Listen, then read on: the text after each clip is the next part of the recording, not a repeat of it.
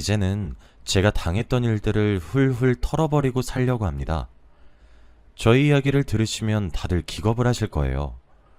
저도 처음에는 이게 꿈인지 생신지 분간이 되지 않았을 정도였습니다. 저는 아내와의 만남이 조금 독특했어요. 제가 그 당시에 저를 따라다니는 스토커가 있었습니다. 매일 발신번호 제한으로 뜨는 번호로 전화가 오고 문자도 매일 왔죠. 오늘 옷 예쁘네요. 스파게티 먹고 계시네요. 저도 스파게티 너무 좋아해요. 어디선가 저를 지켜보고 있는 건지 제가 어디서 뭘 하든 연락이 왔죠. 처음에는 경찰에도 신고를 해보고 화도 내보고 다 했습니다. 그런데 경찰서에서는 아직 피해가 없어서 그 사람을 잡을 수 없다고 하더라고요. 그리고 화를 내면 낼수록 그 여자는 저에게 더 집착을 했습니다. 얼굴도 모르는 사람한테 스토킹을 당하니까 너무 스트레스를 받더라고요. 제가 어딜 가도 그 사람에게서 연락이 오니까 집 밖으로 나가지도 못하겠고 사람도 잘 못 만나게 되었죠. 매일 집에 박혀 있고 그 사람이 저를 어디서 또 감시하고 있을까봐 두려움에 하루하루를 살았습니다. 정말 지옥 같고 사람이 너무 피폐해지더라고요. 그런데 이런 저를 도와준 사람이 바로 제 아내입니다. 아내는 저와 우연히 길거리에서 만났습니다. 제가 그 사람에게 스토킹을 당하고 집 밖으로 자주 나가지 않았는데 유일하게 나가는 시간이 출퇴근 시간이었어요. 그런데 그때 바쁘게 출근을 하다가 길거리에서 아내와 부딪혔고 아내는 제 옷에 커피를 쏟았죠. 그러다가 저한테 사례를 해준다며 전화번호를 받아갔습니다. 저희는 그렇게 만남이 시작되었습니다. 사례를 한다는 이유로 식사 자리를 가졌고 저희는 대화가 잘 통해서 금방 관계를 진전시킬 수 있었죠.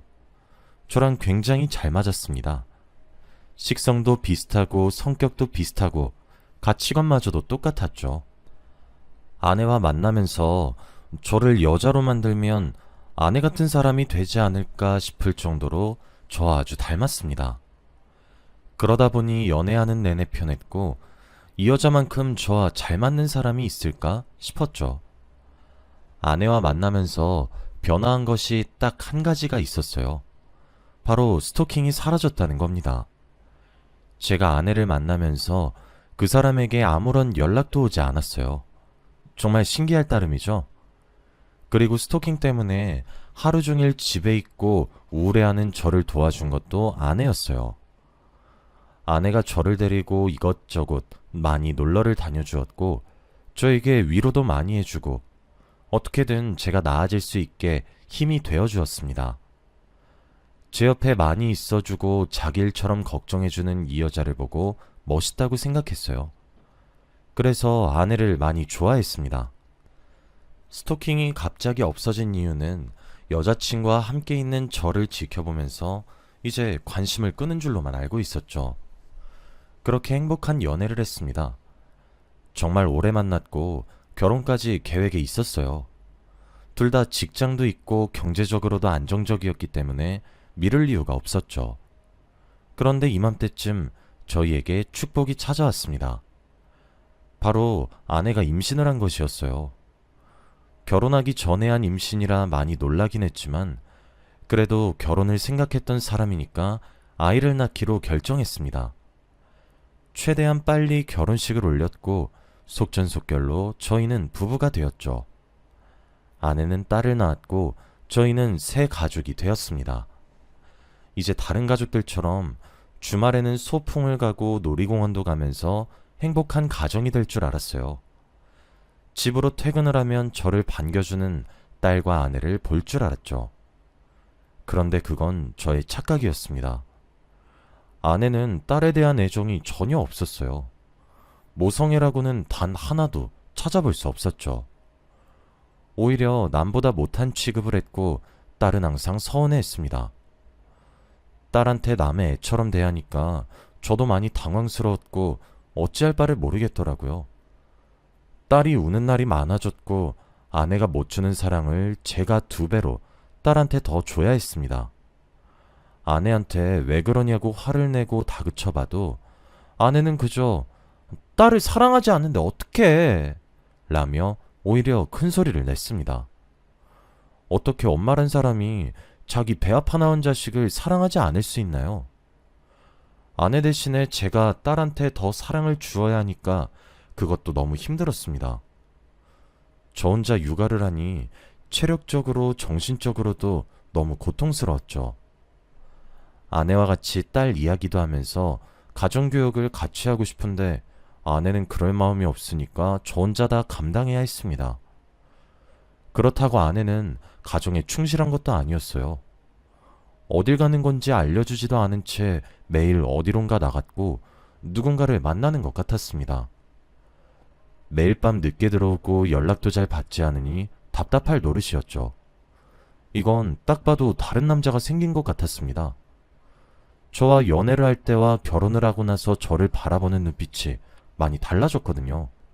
집에 아내가 잘 없어서 대화를 하지 않은 지도 오래되었고 하다못해 눈을 마주친 것도 언제인지 기억이 나지 않습니다. 저희의 관계가 무너지는 듯한 느낌을 매일매일 받고 있었죠. 그동안 딸은 점점 커갔고 엄마를 그냥 없는 사람 취급하더라고요. 클수록 딸은 엄마를 부르지 않게 되었고 한 지붕 아래에서 같이 살지만 거의 남보다 못한 사이가 되었죠. 어디서부터 어떻게 잘못된 건지 너무 답답했습니다. 가정이 산산조각이 난 느낌이었어요. 아내한테 대체 어디서 뭘 하고 다니냐고 제발 정신 차리라고 타일러봐도 아내는 들은 채도 하지 않았습니다.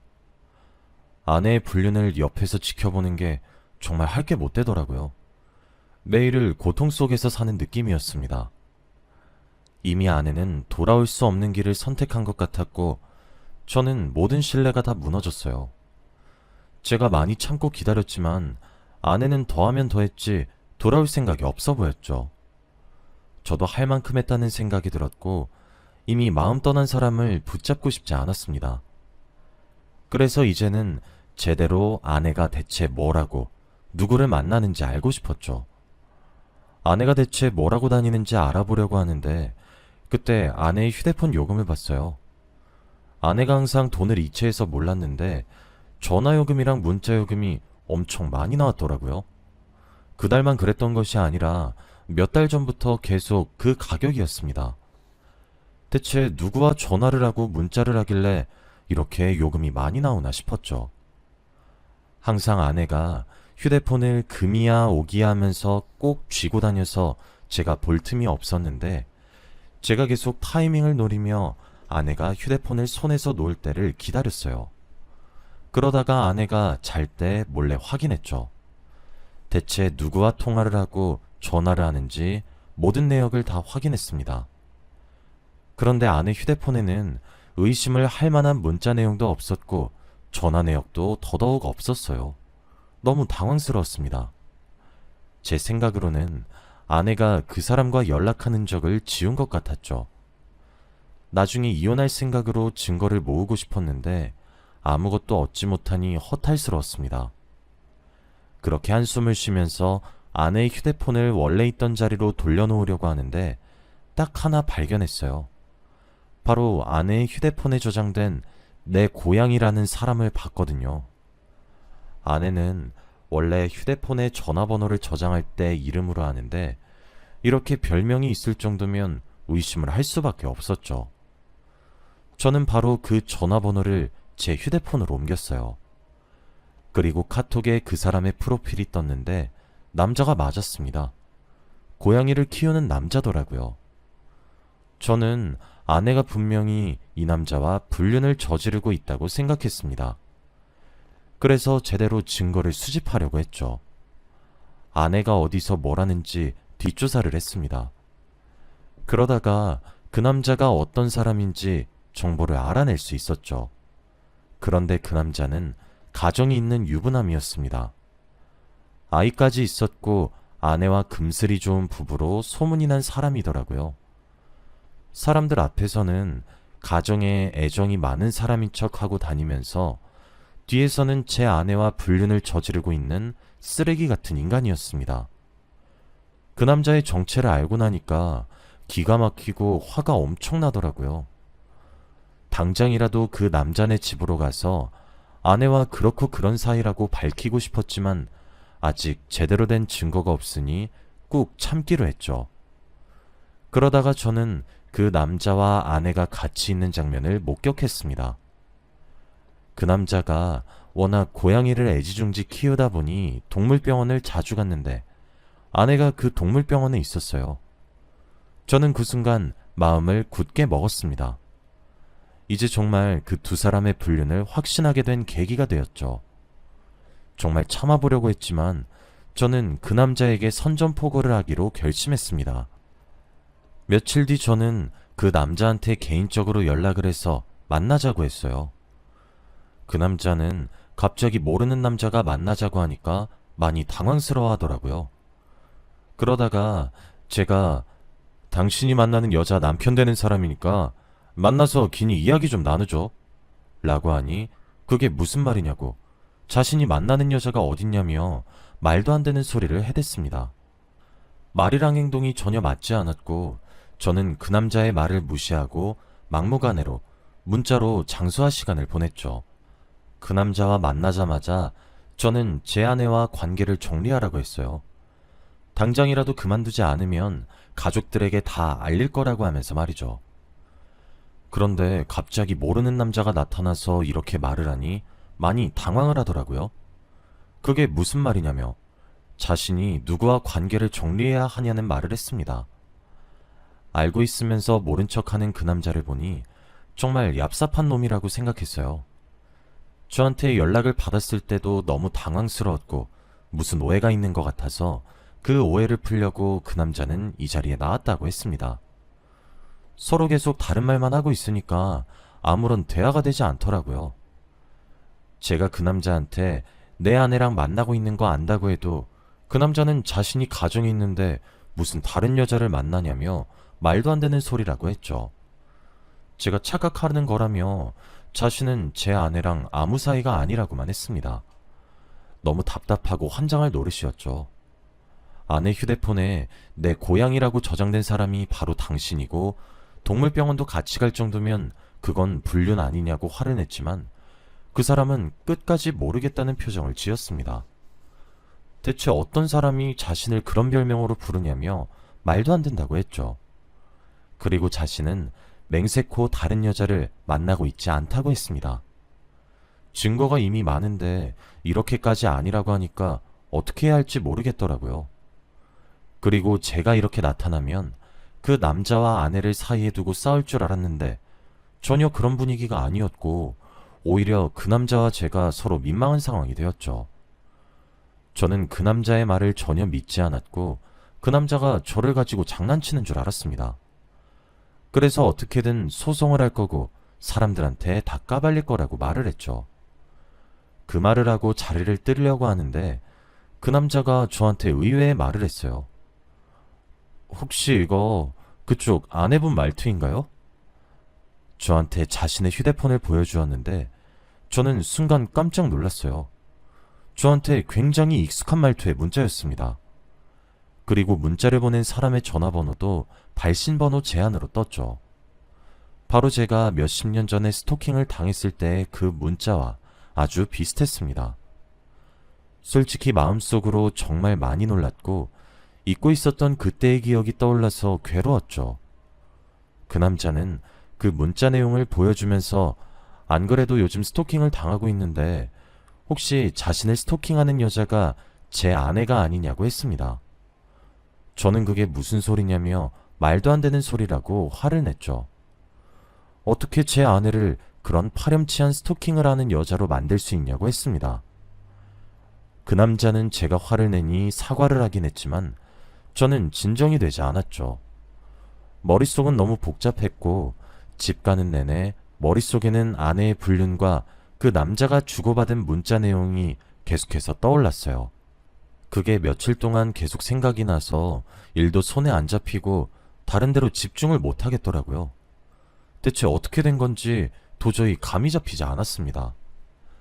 제가 이러고 있어도 아내는 계속 어디론가 향했고 집에 잘 들어오지도 않았죠. 한 집에서 살아도 남처럼 지냈습니다. 저는 생각도 정리할 겸 집 대청소를 하기로 했어요.